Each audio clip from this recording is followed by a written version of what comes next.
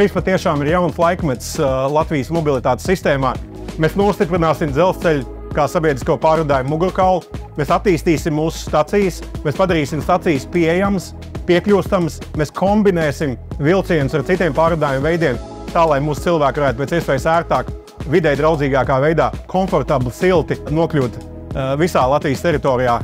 No Saukrastiem es esmu 3 stundas vilcienā, tikai 3.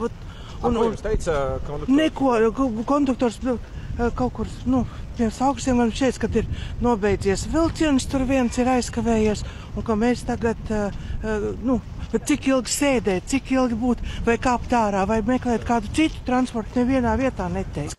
Iekļauties mobilitātes sistēmā un stiprināt arī savu dzīves autonomiju. Līdz ar to apsveicu jūs visus. Laipni lūgt jaunajā vilcienā. Izmantosim vilcienu, šī ir jauna diena Latvijas transporta vēsturē. Paldies!